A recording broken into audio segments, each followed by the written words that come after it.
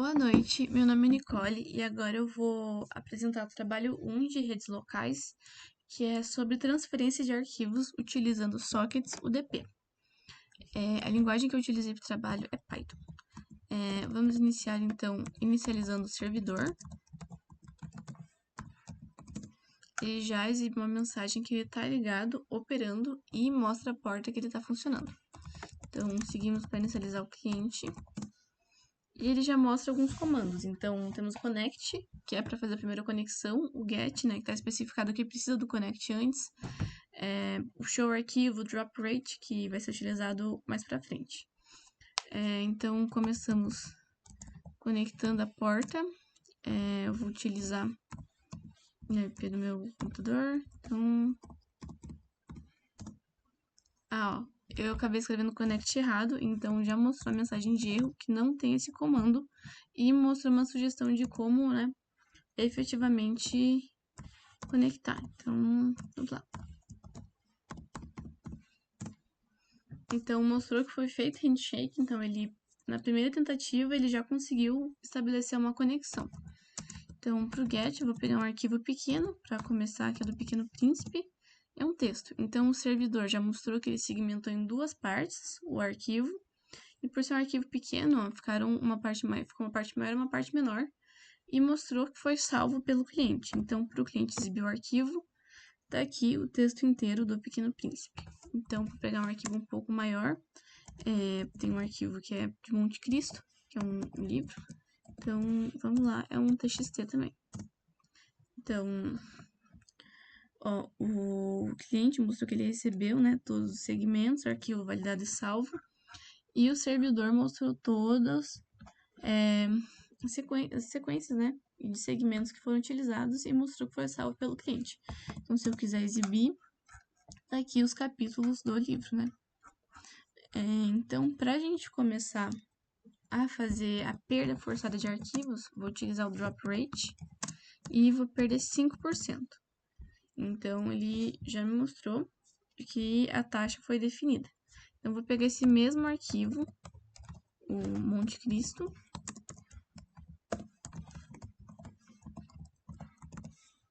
e vamos ver o que vai mudar. Ó, o cliente já começou descartando vários segmentos por causa do rate, e o servidor está tendo que pedir vários de volta, então vai mostrando o reenvio de quais bytes estão sendo pedidos e quais bytes o cliente está descartando, que é para ser 5%.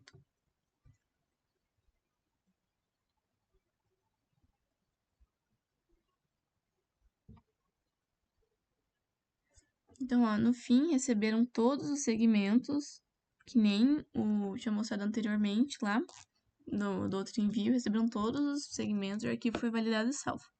Então, para a exibição do arquivo, ele vai mostrar igual antes, aqui ele trunca quando são muitas linhas. Então, para fazer uma simulação, em vez de pedir o Pequeno Príncipe, eu pedi o Pequeno Príncipe. Ele já me fala que não achou o arquivo chamado Pequeno Príncipe. Então, para mostrar, né, que tem essa saída. Aqui vai ser feito um teste, né, em um caso que a pessoa tente inicializar o cliente antes do servidor. Então, o próprio cliente, né, ele me dá essas opções, então eu vou tentar fazer a conexão.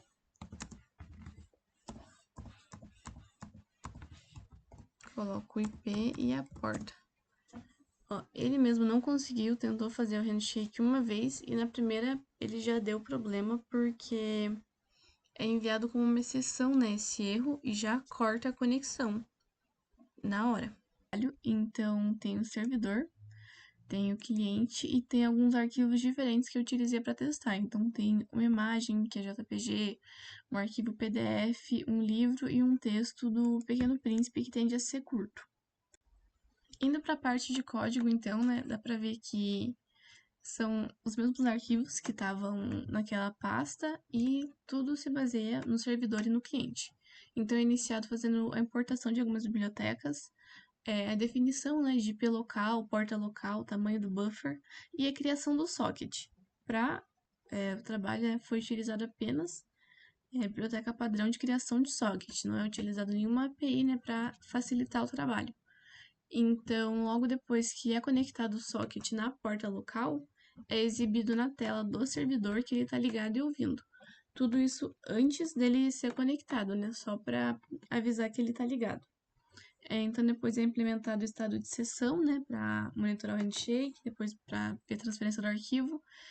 E tem as funções para o handshake. Então, é verificado o conteúdo dos campos, né? Para ver se está batendo, e se não, ele tem uma mensagem de erro.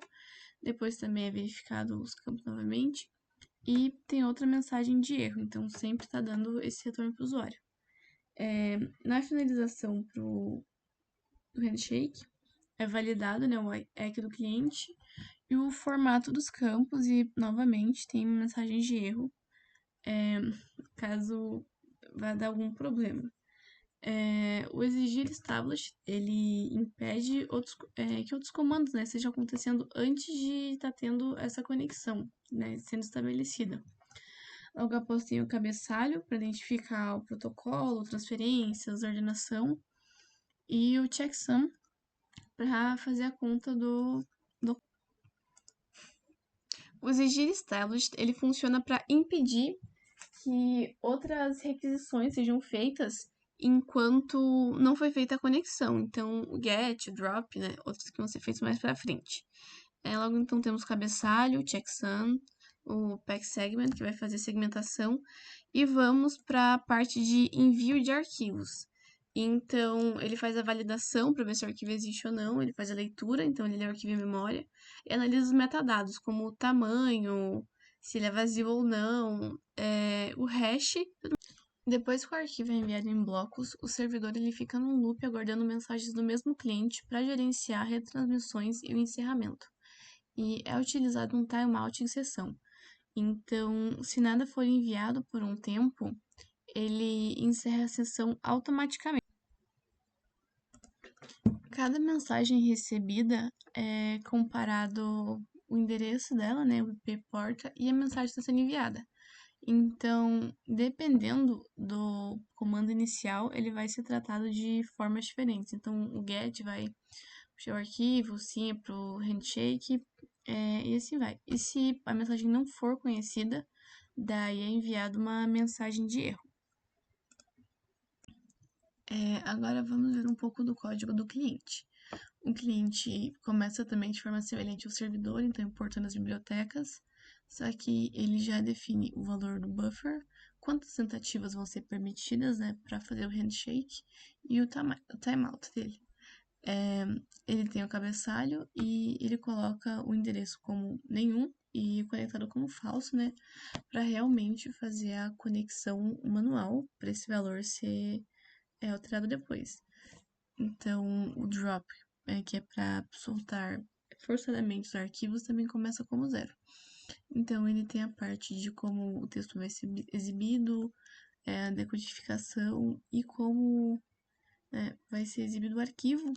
Então, ele tem mensagens para verificar realmente o caminho, né? Se o caminho do arquivo existe, ele continua, senão ele já mostra que o arquivo não existe. Então, aqui é para exibição do arquivo, aqui é para realmente demarcar o início e demarcar o fim. Se o tamanho for muito grande, daí ele trunca a saída, só que ele deixa claro, né, qual o máximo de bytes e até onde ele truncou a saída. O send receive, ele envia uma mensagem de texto com send to, ele fica esperando uma mensagem com o receive from, onde ele decodifica a mensagem. Depois tem o handshake, que ele fica no aguardo, né, da conexão, e ele está num loop de tentativas. Então, ele envia o sim, né, e ele espera receber o SYN-ACK do servidor. Então, se dá OK dentro do tempo esperado, ele coloca que a sessão foi estabelecida. Se o tempo esgotar, daí ele já fala que foi por falta de tempo que não deu certo. O parse file, ele valida o conteúdo e o converte para inteiros. E o parse checklist, ele permite que o usuário ele escolha quais segmentos ele vai descartar. Depois seguimos para o shoDrop, que é se ele vai, né, se está desativado o drop, ele retorna falso. Se está ativo, ele retorna verdadeiro e daí ele vê quanto que vai ser descartado do arquivo. O Receive Segments, ele recebe, valida, ordena, repara perdas via NEC e ele só finaliza quando o SHA-256 do arquivo bate. Então, ele faz muita coisa assim e quando ele percebe que faltou, ele manda os arquivos, os fragmentos, né, que estão faltando, cobrando, né, para serem enviados novamente. E no fim, quando tudo bateu, as contas bateram, ele dá a mensagem que foi tudo recebido e que o arquivo foi validado e salvo. Agora, por fim, nós vamos para o main do nosso cliente. Ele funciona da seguinte forma. Ele começa com as variáveis que tinham sido mostradas lá, então o address não tem nenhum address, ele não está conectado e não está ativado para ter nenhum drop de pacotes. Então, depois ele começa inicializando o socket, né, criando o nosso socket para o nosso cliente. Depois ele tem uma espécie de menuzinho, então os comandos que podem ser aceitos, então o connect, o get. O get pode ser de duas formas, ou o nome do arquivo apenas, ou já com a porta IP e o arquivo. Tem o show para mostrar o arquivo local, o drop rate, para a perda aleatória, você pode escolher a sequência da perda, né, para ter alguns pacotes específicos. O drop-off, que você desativa, então desliga, né, a perda de sequências, e o enter só, que vai enviar um vazio e o programa vai entender que você quer sair. Então ele entra num loop, que se a linha veio vazia, ele sai. Se começa com conexão, ele vai proceder para fazer a conexão, então vai tentar fazer um handshake. Se ele der problema, ele já envia para o cliente que o handshake falhou. Se começa com drop-off, ele segue então para desativar o drop-off, né, e dar essa mensagem para o cliente. Se começa com drop clear, de forma semelhante também ele limpa. Com o drop rate, ele vai puxar as funções para conseguir mandar embora, né, a parte selecionada pelo cliente. Então ele imprime, né, na tela a taxa definida e mostra que está ativo. Se é o dropsec também, ele pega a sequência que vai ser descartada, né? E assim vai indo para outros arquivos. Agora, quando a mensagem digitada é o GET, né, no cliente, ele vai verificar se já existe uma sessão estabelecida com o servidor. Se não houver, o pedido é recusado pelo próprio protocolo, dando uma mensagem de erro. Então, a partir do momento que ele está conectado, o cliente ele vai enviar a linha getArquivo, né, para o servidor atual. O servidor vai conferir se o arquivo existe, na pasta dele, se não existir, ele vai responder com erro. Então, essa mensagem vai ser exibida para o usuário. Se existe, o servidor vai preparar a transferência, calcular o tamanho do arquivo, o número de segmentos e os outros requisitos necessários. Quando os segmentos vão chegando, o cliente marca cada segmento recebido e armazena o payload na posição correta. Depois da coleta, né, ele envia para o servidor um NEC com exatamente o número de sequências que não chegaram ou que foram descartados ou corrompidos. O servidor, quando recebe o NEC, ele envia apenas o que foi perdido, né, o que está sendo requisitado pelo servidor, pelo cliente, né, no caso. Então, aqui é uma mensagem de erro, né, quando o comando for mandado de forma errada. Então, ele já fala que o comando não foi reconhecido e dá sugestões de comandos que estariam de uma forma correta. Então, connect, o IP e a porta, o modo de pedir o arquivo, como fazer algo direto e algumas sugestões de como fazer, né, o drop rate, drop sec, drop off, drop clear. E por fim, como mostrar o arquivo.